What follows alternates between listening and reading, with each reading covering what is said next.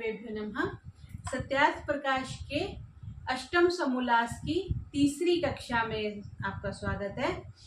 महर्षि इसमें क्या बता रहे हैं कि सृष्टि कैसे बनी, उसको मेंटेन कैसे किया गया और उसकी प्रलय कैसे हुई, इसके बारे में महर्षि चर्चा कर रहे हैं। सृष्टि, उत्पत्ति, स्थिति, प्रलय का जो विषय है बिल्कुल ऐसे ही है। कोई भी हम वस्तु खरीद के लाते हैं, पहले हम ले आए, मैन्युफैक्चरर ने उस चीज को बनाया, फिर हमने उसका प्रयोग किया, फिर हमने उसको तोड़ फोड़ के फेंक दिया। यही है ना। मोबाइल भी हम हर 6 महीने साल में चेंज कर लेते हैं। नया कंपनी ने बनाया, हमने खरीदा, 6 महीने यूज किया, उसके बाद हम उसमें से सिम निकाला, बैटरी निकाली और उसको डिस्कार्ड कर दिया। तो एक ये जो सोच है बुद्धिजीवों में ये भी बहुत चल रही है कि हम इलेक्ट्रॉनिक वेस्ट बहुत कर रहे हैं। जैसे फोन से वेस्टेज हो गई, ये जो आजकल स्मार्ट टीवी है उससे हो गई, कंप्यूटर से हो गई, लैपटॉप से हो गई। तो ये इलेक्ट्रॉनिक मीडिया का भी वेस्टेज बहुत ज्यादा हो रहा है। खैर वो अपना अभी का विषय नहीं है, वो ये विषय है कि किसी चीज को हम पहले लेते हैं, फिर उसका प्रयोग करते हैं और फिर उसका नष्ट हो जाती है या हम कर देते हैं। ये हर एक उस वस्तु पे लागू होती है जो संघात से बनी है। संघात क्या होता है? दो चीजों को आपने मिला दिया, आपने आटा और पानी मिला दिया तो रोटी बन गई। आप अकेले रोटी में बिना घी मिलाए, बिना पानी मिलाए रोटी नहीं बना सकते। कोई भी जो प्रोडक्ट बनता है वो कम से कम 2 रॉ मटेरियल को मिलके जरूर बने। प्रकृति सत्व रजस तमस है, फिर महातत्व आ गया, अहंकार आ गया, इधर 5 तन्मात्राएं आ गई और इधर स्थूल भूत बन गए, मन इंद्रिया बन गई। जो भी जितना ये सारा प्रकृति का प्रपंच बना वो संघात से बना, मीन्स 2 चीजों के संयोग से बना। सिर्फ आत्मा और परमात्मा ही 2 चीजें ऐसी हैं, यह मूल प्रकृति जो किसी के संयोग से नहीं बनी, इसलिए ये नष्ट नहीं होती। बाकी जो भी चीज आप ले लो, खाने की चीज ले लो, पहनने की चीज ले लो, प्रयोग करने की चीज ले लो, वो जोड़ से बनी है और जो जहां पे जोड़ है वो एक दिन 0 होना ही होना है। तो यहाँ पे महर्षि पीछे ये बता रहे थे कि कारण के बिना कार्य नहीं होता। जैसे आपने लाल रंग के धागे लिए, स्वेटर बुनेंगे तो लाल रंग का स्वेटर बनेगा, पीले रंग की वूल लेके आए तो पीला स्वेटर बनेगा। कारण गुण पूर्वको कार्य सिद्धि, जो आप कारण देखेंगे उसी से कार्य बनेगा। ये नहीं हो सकता कि अब ऊन तो लाल प्रयोग करो और स्वेटर आपका पीला बन जाए। तो वही बात कह रहे हैं। मेरे पास जो पुस्तक है उसकी पृष्ठ संख्या 144। जो कारण के बिना कार्य नहीं होता तो कारण का कारण कौन है, ये प्रश्न कर रहे हैं। जो केवल कारण रूप ही है वे कार्य किसी के नहीं होते, और किसी का कारण किसी का कार्य होता है, वह दूसरा कहता है। मतलब मिट्टी से आप घड़ाई बना सकते हो, मिट्टी से रोटी नहीं बना सकते। आटे से आप रोटी बना सकते हो, आटे से आप घड़ा नहीं बना सकते। मतलब जो जिसका कारण है वही कार्य बनाएगा। आप वूल से स्वेटर बना सकते हो, वूल से आप कपड़ा नहीं बना सकते। तो कारण जो है वो निश्चित होता है। हर एक प्रोडक्ट का जो कारण है वो निश्चित है। बस मैं यहाँ पे यही बता रहे हैं कि जैसे पृथ्वी घर आदि का कारण और जल आदि का कार्य होते, जैसे पृथ्वी घर आदि का कारण है, पृथ्वी है ना, पृथ्वी के ऊपर ही तो घर बना रहे हैं, और जल आदि का कार्य होता है, परंतु जो आदि कारण प्रकृति है वो अनादि है। जो आदि कारण होगी उसका कोई कारण नहीं है। ठीक है जी। जो चीज हमने बनाई या हमें बनी हुई नजर आ रही है उसका तो कारण है, ठीक है, लेकिन प्रकृति का कोई कारण नहीं है, परमात्मा को कोई कारण नहीं है और जीवात्मा को कोई कारण नहीं है। बाकी सबके कारण है, चाहे आपको कारण दिखे चाहे ना दिखे। फिर एक सांख्य का सूत्र लिख रहे हैं, मूले मूलात अभावात मूलम मूलम। ये बड़ा प्रसिद्ध वो है, सूत्र है। क्या कह रहे हैं कि मूल का मूल, कारण का कारण नहीं होता। अब इससे क्या है, जैसे इसको आप ऐसे समझेंगे कि पीछे पीछे जाते जाओ, मेरे पिताजी, मेरे फिर दादाजी, फिर दादाजी के परदादाजी, फिर आगे आगे ऐसे चलते जाओ। तो क्या है कि अब तो हम तो, क्योंकि हमें वैदिक सिद्धांत पता है, हम तो ये कह देंगे कि प्रथम में एक सृष्टि के 4 ऋषि हुए, उनकी हम संतान है। अदरवाइज क्या है कि ये अनावस्था दोष आ जाता है। अनावस्था मीन्स अवस्था, हम समझते हैं ना, अवस्था कहते हैं एज को, आपकी क्या अवस्था है, मेरी 50 साल है, 50 साल है, 55 है, 60 है, ऐसे बोलते हैं। तो अनावस्था मीन्स कोई स्टेज ही नहीं रह जाएगी। जैसे मैं ये कहूं कि पृथ्वी बनी, पृथ्वी का तो हमें मूल प्रकृति का, अगर हम वैदिक सिद्धांत को नहीं मानते तो अनावस्था दोष कैसे आता है कि इसको महर्षि का पहले एग्जांपल देखिए कि मूल का मूल कारण का कारण नहीं होता। आप बोलोगे आटे का कारण जो है वो गेहूं है, गेहूं का कारण क्या है जी, गेहूं का कारण तो गेहूं है। फिर गेहूं का कारण आप कोई कहेगा नहीं जी मिट्टी है, वर्षा है, भूमि है, 100 चीजें बताएंगे। तो इससे अकारण सब कार्यों का कारण होता है, सब कार्यों का तो कारण होता है लेकिन कारण का कोई कारण नहीं होता, ये चीज बता रहे हैं। क्योंकि किसी कार्य के आरंभ समय के पूर्व तीनों कारण अवश्य होते हैं। जैसे कपड़ा बनाने से पूर्व तंतुवाय होना चाहिए, वो जो क्या उसको बोलते हैं, जुलाहे के घर में वो एक ताना बाना वाला एक धागे से बने होते हैं, उसको तंतुवाय बोलते हैं। रुई का सूत होना चाहिए जिससे आपने कपड़ा बनाना है, और नलिका आदि पूर्व वर्तमान होने से वस्त्र बनता है। पीछे हमने देखा था 3 कारण होते हैं जी, उपादान कारण, निमित्त कारण और साधारण कारण। उपादान कारण मीन्स मूल जो रॉ मटेरियल है उसको उपादान कहते हैं, बनाने वाले को निमित्त कह देते हैं, और जो दिशा काल आकाश किसी घर में ही बैठ के बनाया होगा, छत में बैठ के बनाया होगा, किसी समय बनाया होगा, या कुछ इंस्ट्रूमेंट्स यूज किए होंगे, उनको साधारण कारण कह देते हैं।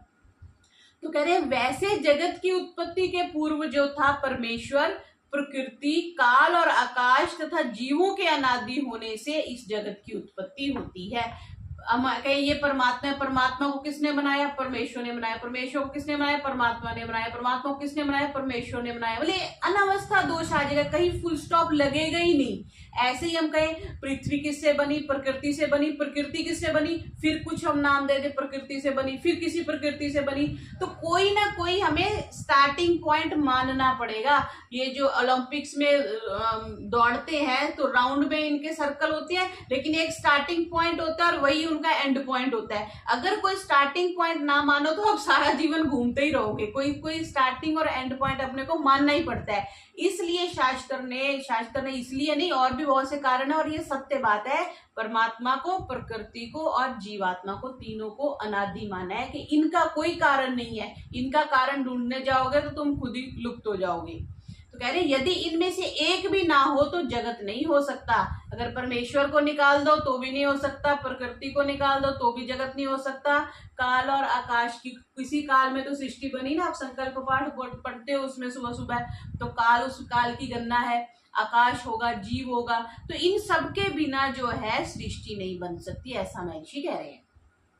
फिर कह रहे हैं कि यहाँ नास्तिक लोग कहते हैं कि शून्य एक पदार्थ है सृष्टि के, ये कहते हैं कि कौन सी थ्योरी इसको बोलते हैं, बिग बैंग थ्योरी शायद बोलते हैं, कि बस एक कुछ शून्य था, शून्य से सब कुछ बन गया। तो आज शून्य से क्यों नहीं बनता, आज शून्य आप क्रिएट कर लो, लेकिन शून्य से कुछ नहीं बनता। सृष्टि के पूर्व शून्य था, अंत में शून्य होगा, क्योंकि जो भाव है मीन्स वर्तमान दिख रहे हैं उसका अभाव होकर शून्य हो जाएगा। ये पूर्व पक्षी है, जो पूर्व पक्षी हमेशा गलत बात करता है, उल्टी बात करता है, लेकिन यहाँ पे पूर्व पक्षी की तरफ से महर्षि खुद बोल रहे हैं। जैसे ये आजकल ये जो आप इंटरव्यू सुनते हैं ना, आपको लगता है वाह ये तो बड़ा व्यक्ति है, इसकी तो बड़ी इंटरव्यू ले रहे हैं, वो क्या करते हैं कि एक ही माइक लेके इधर बैठ जाते हैं फिर उधर बैठ जाते हैं। अगर आप ध्यान से देखो उनकी स्क्रीन में थोड़ा सा आपको एक थ्रेड मिलेगा, उससे पता चलता है कि इधर one person is representing both of the them, otherwise क्या करते हैं वो लोग एक माइक लेके ट्रांसफर करते हैं। तो वही बात यहाँ पे कह रहे हैं कि वर्तमान जो है वो अभाव होकर शून्य हो जाएगा, बाद में शून्य हो जाएगा, पहले सारा कुछ,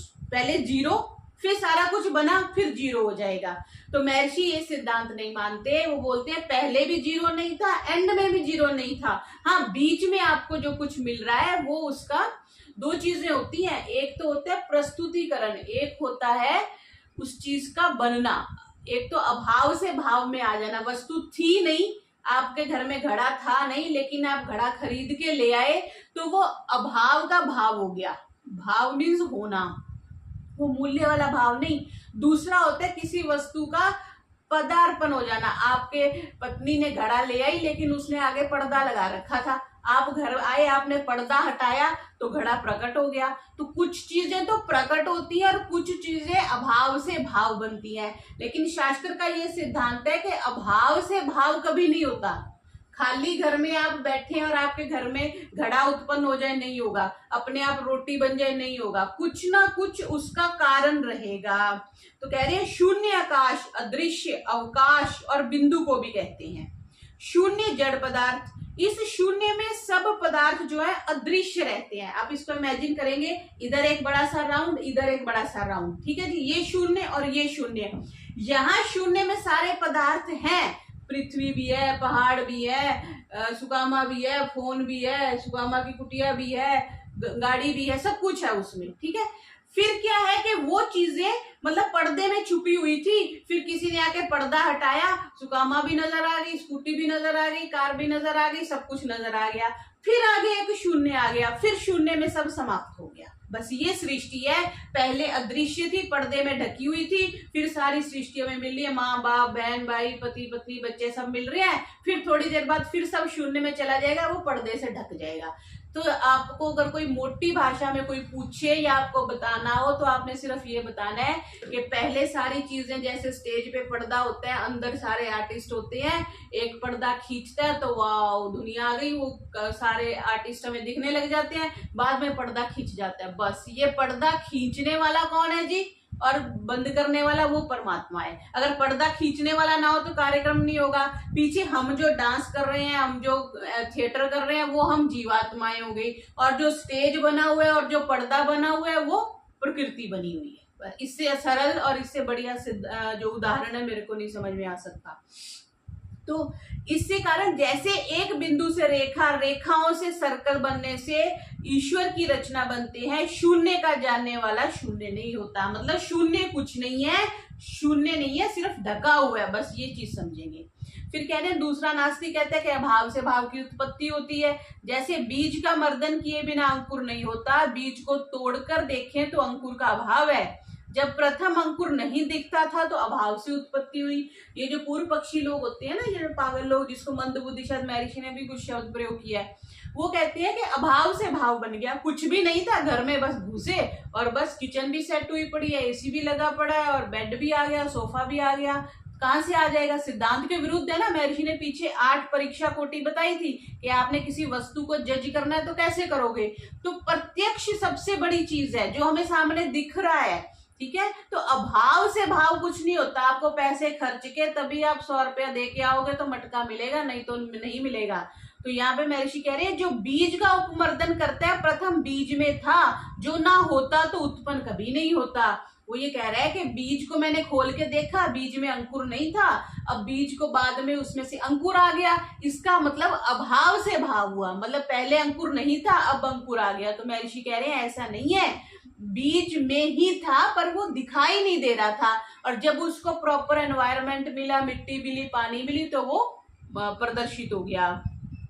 फिर तीसरा नास्तिक क्या कह रहा है कि कर्मों का फल पुरुष के कर्म करने से नहीं प्राप्त होता, कितने ही कर्म निष्फल देखने में आते हैं, इसलिए अनुमान किया जाता है कि कर्मों का फल प्राप्त होना जो है वो ईश्वर के अधीन है।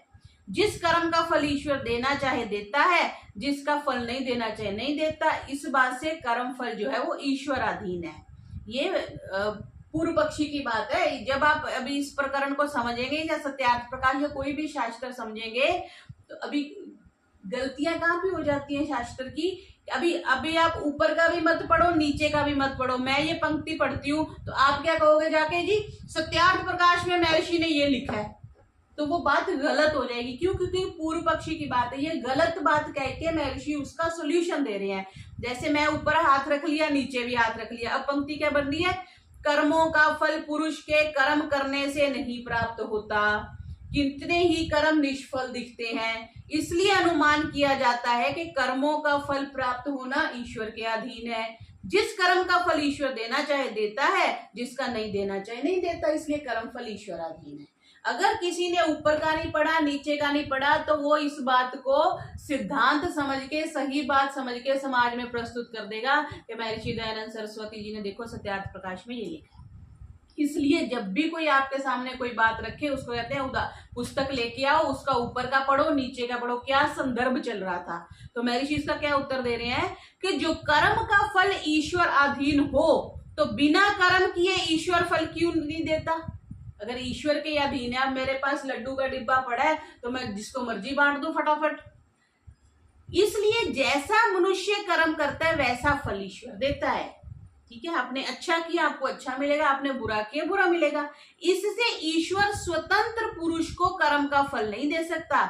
ईश्वर मतलब स्वतंत्रता से ईश्वर फल नहीं दे सकता कि हाँ जी ये तो करोड़पति इसको बना दो, इसको कंगालपति बना दो। नहीं, उसकी किस्मत, उसके कर्मों में धन लिखा है तो उसको धन मिलेगा, उसके कर्मों में नहीं लिखा तो उसको नहीं मिलेगा। किंतु जीव जैसा कर्म करता है वैसा ही फल ईश्वर देता है, यह सिद्धांत है। ठीक है जी। तो जो उत्तर पक्ष है, अगर आपने बहुत जल्दी में भी सत्यार्थ प्रकाश पढ़नी है तो आप उत्तर जो लिखा हुआ है उस वाले पक्ष को देखोगे, वो सिद्धांत की बात है। तो चौथा नास्तिक क्या कह रहा है कि बिना निमित्त के पदार्थों की उत्पत्ति होती है, बनाने वाले की तो जरूरत ही नहीं, ऐसे ही बन जाते हैं। जैसे बबूल आदि वृक्षों के कांटे तीक्ष्ण अनी वाले देखने में आते हैं। बबूल का पेड़ होता है ना, कीकर जिसको हम बोलते हैं हमारे इधर, तो उसके कांटे होते हैं बड़े बड़े, कह रहे हैं कि वो तीक्ष्ण होते हैं। इससे विदित होता है कि जब जब सृष्टि का आरंभ होता है तब तब शरीर आदि पदार्थ बिना निमित्त के बन जाते हैं। जैसे पेड़ पे कांटे किसने लगाए थोड़ी है, गम से चिपकाए थोड़ी है, ये कीकर है इस पे कांटे लगा दो, ये आम है इस पे आम चिपका दो, ऐसा तो कुछ नहीं है। तो पूर्व पक्षी ये कह रहा है कि ये तो अपने आप लग जाते हैं, ऐसे ही सृष्टि अपने आप बन गई। तो महर्षि उत्तर क्या दे रहे हैं, जिससे पदार्थ उत्पन्न होता है वही उसका निमित्त है। बिना कंट की वृक्ष के कांटे उत्पन्न क्यों नहीं होते? अगर कांटों वाला वृक्ष नहीं है तो उस पे कांटे क्यों नहीं उत्पन्न होते? फिर पांचवा नास्तिक क्या कह रहे हैं कि सब पदार्थ उत्पत्ति और विनाश वाले हैं, इसलिए सब अनित्य हैं। अनित्य किसको कहते हैं जी? जो चीज बन के नष्ट हो जाती है उसको अनित्य कहते हैं। शरीर को बार बार आपने सुना होगा, कहते हैं ना अनित्य है अनित्य है। इसके लिए उसने कोई श्लोक भी दे दिया कि नवीन वेदांती लोग पांचवें नास्तिक की कोटि में है, क्योंकि वे ऐसा कहते हैं कि ब्रह्म सत्यम जगत मिथ्या और जीव ब्रह्म से भिन्न नहीं। ये वेदांती है, नवीन वेदांती का सिद्धांत चलता है और बहुत बड़ा पक्ष है। बड़े बड़े जो साधु महात्मा, इवन आर्य समाज के जो बड़े बड़े विद्वान हैं वो भी वेदांत के पक्ष में यही समझते हैं। जो अभी ये जो पूर्व पक्षी कह रहा है कि ब्रह्म सत्य जगत मिथ्या, सब कुछ जो है ब्रह्म है जगत मिथ्या है। वो किस संदर्भ में मिथ्या है? अब मिथ्या क्या है? अब हम बोल रहे हैं, हम खा रहे हैं, हम पी रहे हैं, पहन रहे हैं, पैसे हैं हमारे पास, मार्केट जाते हैं, कुछ इसमें झूठ है? कुछ झूठ नहीं है। जितने काल के लिए ये है वो तो है ही है ना, जब इसका काल समाप्त हो जाएगा फिर मिथ्या होगा। तो महर्षि इसका उत्तर दे रहे हैं, जो सबकी नित्यता नित्य है तो सब अनित्य नहीं हो सकता। सबकी जो नित्यता है, जो वेदांती लोग ये ऐसा मानते हैं ना कि सब कुछ ब्रह्म से बना, सब कुछ ब्रह्म है, तो कह रहे हैं कि सब, और वो हमेशा रहेगा। मतलब हम तो ऐसा मानते हैं ना सृष्टि की प्रलय होगी, वो कहते हैं ना प्रलय नहीं होगी, बस ऐसे ही चलता रहेगा। तभी तो वो उनकी पूजा पद्धति, उपासना, सिद्धांत सारे उनके डिफरेंट है। महर्षि कह रहे हैं कि सबकी अगर नित्यता मतलब हमेशा बनी रहेगी, वो नित्य है, तो अनित्य तो कुछ भी नहीं हो सकता। ऐसे जिसको नेगेटिव नेगेटिव पॉजिटिव करते हैं, ये इस सिद्धांत से महर्षि ने उत्तर दिया। फिर प्रश्न कर रहे हैं कि सबकी नित्यता भी अनित्य है, जैसे अग्नि काष्ठों को नष्ट कर आप भी नष्ट हो जाता है। अग्नि है, उस आपने लकड़ियां जलाई, आप हवन कर रहे हैं, समिधा सारी जल गई, तो उसके बाद अग्नि भी समाप्त हो जाती है। तो ये बात कह रहा है कि सबकी नित्यता भी अनित्य है, स्वयं जैसे प्रकृति स्वयं भी नष्ट हो जाती है सबको नष्ट करके, ऐसी बात वो रख रहा है। तो महर्षि क्या कह रहे हैं कि जो यथावत उपलब्ध होता है उसका वर्तमान में अनित्यत्व और परम सूक्ष्म कारण को अनित्य कहना कभी नहीं हो सकता। जो परम सूक्ष्म कारण नहीं कहा, एक तो आत्मा, एक परमात्मा, एक ईश्वर, एक परम ईश्वर, और परम कहाँ लगाते हो आप? परम ही सुपर मोस्ट जिसको कह दिया। तो कारण तो कुछ देर के लिए अनित्य हो सकता है, लेकिन जो परम कारण है, मूल प्रकृति है, वो कभी अनित्य नहीं हो सकती, ऐसा महर्षि कह रहे हैं। जो वेदांती लोग ब्रह्म से जगत की उत्पत्ति मानते हैं, ब्रह्म के सत्य होने से उसका कार्य असत्य कभी नहीं हो सकता। जब परमात्मा सत्य है तो उसका कारण असत्य नहीं हो सकता। लाल रंग की स्वेटर है, लाल रंग की ऊन है, तो लाल स्वेटर बनेगा ही बनेगा। परमात्मा नित्य है तो उसका बनाया हुआ जो कार्य है, परमात्मा सत्य है तो उसका कार्य कभी असत्य नहीं हो सकता। फिर का जो स्वप्न सर्पादिवत कल्पित कहें तो यह भी नहीं बन सकता। कहें कि स्वप्न की भांति सारा संसार ऐसे ही बन गया और पहाड़ भी ऐसे ही बन गए, समुद्र भी इतना विशाल, 7 जो वाटर बॉडीज हैं वो भी ऐसे ही बन गई, ऐसे बन गया क्योंकि वह कल्पना गुण है। गुण से द्रव्य और गुण द्रव्य से पृथक नहीं रह सकता, ये हमने पीछे भी बात करी थी। गुण द्रव्य में और द्रव्य में गुण के बिना नहीं रह सकता। जैसे पानी में लिक्विडिटी है, लिक्विडिटी पानी का गुण है, ठीक है जी, और पानी एक द्रव्य है। जैसे दूध एक द्रव्य है, लिक्विडिटी उसका भी गुण है। लेकिन आप आटा ले लो, आटा सॉलिड है, तो आटा भी एक द्रव्य है, सॉलिडिटी उसका गुण है। कोई भी वस्तु, कोई भी द्रव्य अपने गुण के बिना नहीं रहती। आप पेन देख रहे हो तो पेन काले रंग का है, तो काला रंग उसका गुण है और पेन एक द्रव्य है। कोई भी वस्तु बिना गुण के नहीं होती, इसको तभी कह देते हैं ना, कोई भी व्यक्ति बिना गुणों के नहीं होता, कहते हैं उसमें तो कोई ढंग की बात है ही नहीं, सारे अवगुण अवगुण है। तब सियाने लोग ये कहते हैं ना कि नहीं, सारे अवगुण नहीं, कोई ना कोई तो गुण वाली बात होगी। ऐसे कोई भी जो भी द्रव्य है वो बिना गुण के नहीं रहता, और गुण हमेशा द्रव्य में रहता है, ठीक है जी। ये वैशेषिक दर्शन की बात है। तो कह रहे हैं कि जब कल्पना का कर्ता नित्य है तो उसकी कल्पना भी नित्य होनी चाहिए, नहीं तो उसको अनित्य मानो। वो ब्रह्म को नित्य मानते हैं ना कि परमात्मा नित्य है, लेकिन उसने बाकी जो सारी सृष्टि है वो अनित्य है। तो महर्षि ये कह रहे हैं जो स्वयं नित्य है, अगर आप उसके कार्य को भी अनित्य मानते हो, फिर आप ब्रह्म को भी अनित्य मानो। अब ब्रह्म को अनित्य मानेंगे तो उनका सारा ढांचा ही गिर जाता है। तो इस तरह से महर्षि ने इस बात का खंडन किया कि जैसे स्वप्न बिना देखे सुने कभी नहीं आता। स्वप्न कैसे आता है जी? आपने कुछ दिन में सुना, कुछ देखा, रात में आपने जो कुछ कल्पना करी, तो वो ऐसे गड़बड़ सा होके कुछ आपको दृश्य दिख जाता है, वो आपका स्वप्न बनता है। तो जो जागृत अर्थात वर्तमान समय में सत्य पदार्थ हैं, उनके साक्षात संबंध से प्रत्यक्ष आदि ज्ञान होने पर संस्कार अर्थात उनका वासना रूप ज्ञान आत्मा में स्थित होता है। स्वप्न में उन्हीं का प्रत्यक्ष होता है। संस्कार हम समझते हैं ना, पुराने जमाने में जो पोस्ट ऑफिस वाले होते थे, ये लाख लगाते थे चिट्ठियों पे नहीं, पार्सल पे। वो सफेद कपड़ा होता था, उस पे लाख लग के आती थी। और जब मैंने एमबीए का प्रोजेक्ट भेजा ना, तो फिर हमने एक स्टैंप बनवाई। वो स्टैंप लाख पे लगानी पड़ती थी, फिर वो ऑथराइज्ड होता था कि वो उसी पर्सन ने भेजा है जिसकी ये थीसिस है। तो वो जो लाख पे जो स्टैंप लगती थी, और स्टैंप तो मेरे पास रहेगी, लेकिन लाख पे उसका इंप्रेशन रह गया। दिस इंप्रेशन इज कॉल्ड संस्कार।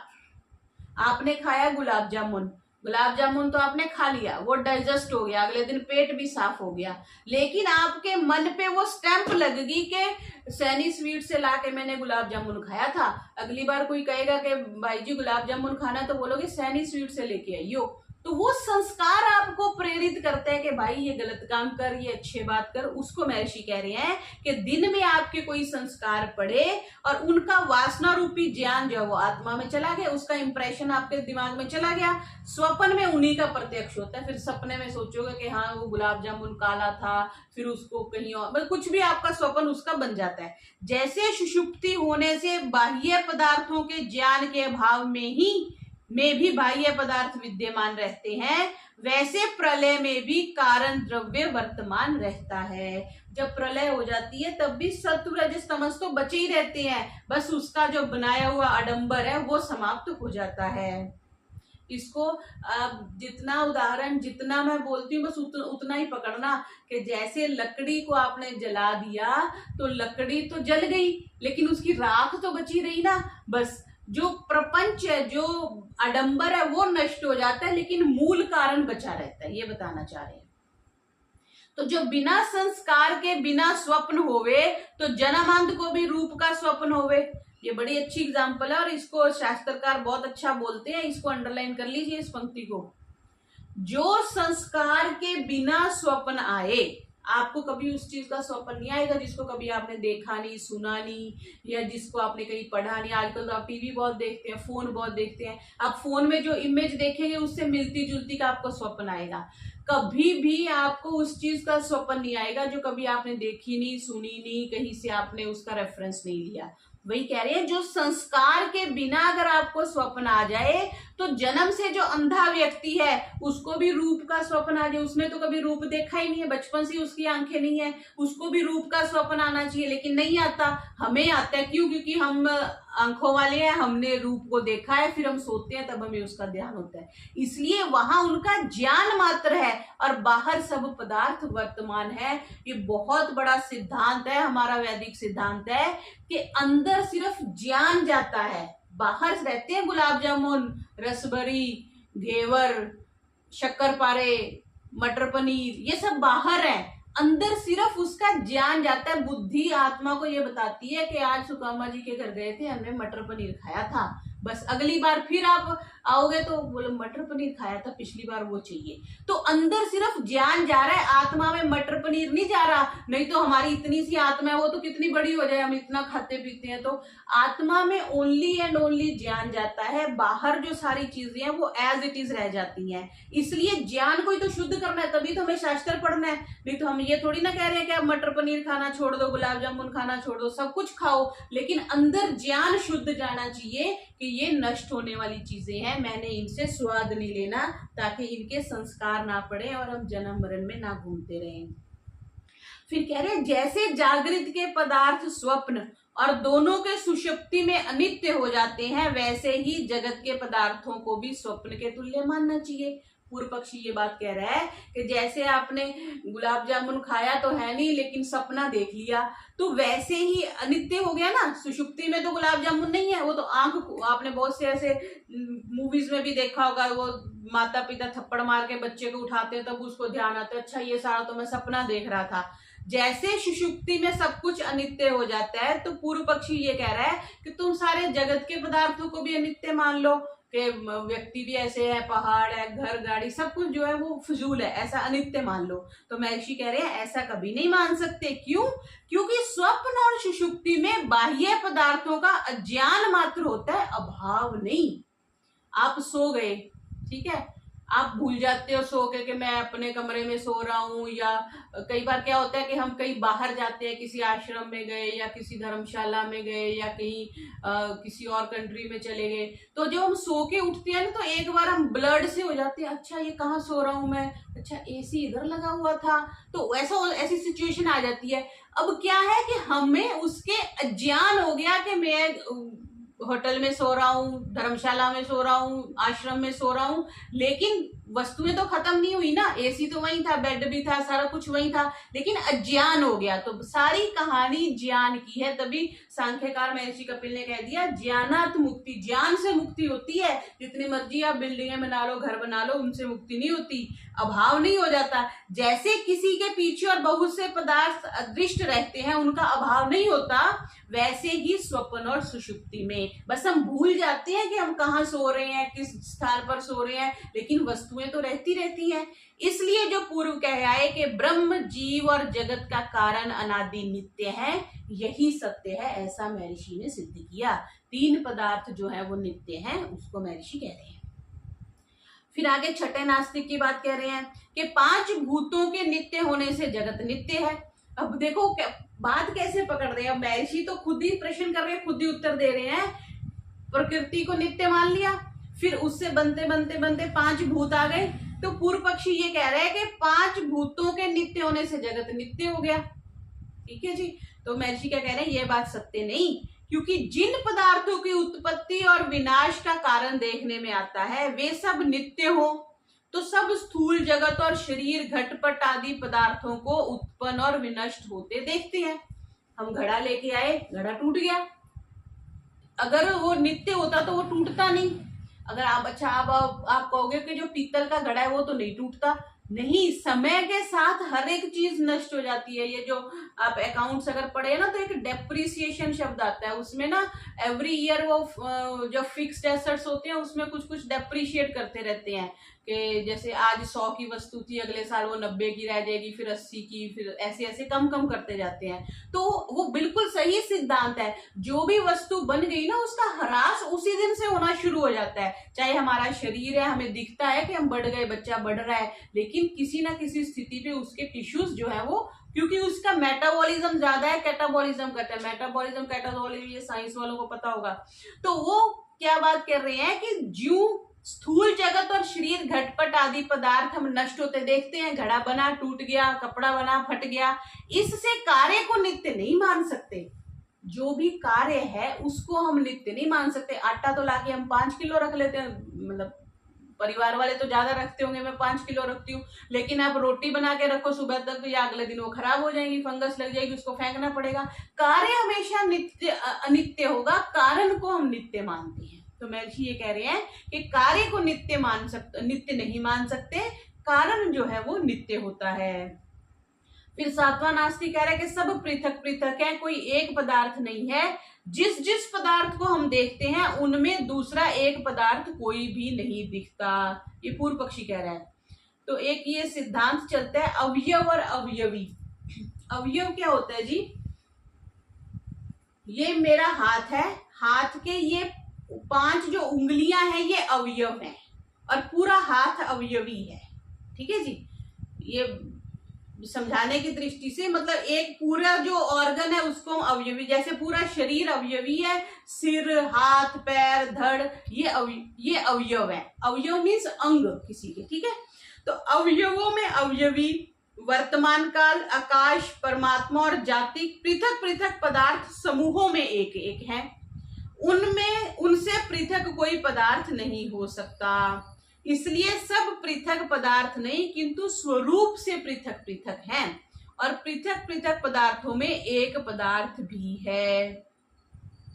इसमें ये सिद्ध कर रहे हैं कि एक पदार्थ सारी वस्तुओं में उपलब्ध है। यहाँ पे आगे स्पष्ट होगी इस चीज को कि जो भी वस्तु बनी है वर्तमान काल में है, आज 8 अगस्त 2024 को वस्तु हमारे सामने है।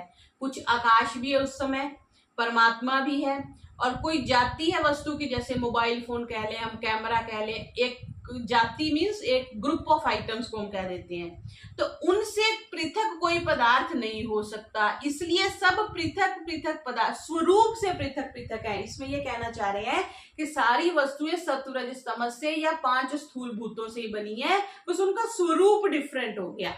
ठीक है, जैसे एक मिट्टी से भी तो कितनी वस्तुएं बन जाती है, गमला भी बन गया, घड़ा भी बन गया, घड़े का ढक्कन भी बन गया, और मिट्टी से चीजें बन गई। तो मूल तो एक है, उनका स्वरूप अलग अलग है, ऐसा महर्षि यहाँ पे कह रही हैं। फिर 8वां नास्तिक क्या कहता है? ठीक है, यहां तक करते हैं, समय हो रहा है।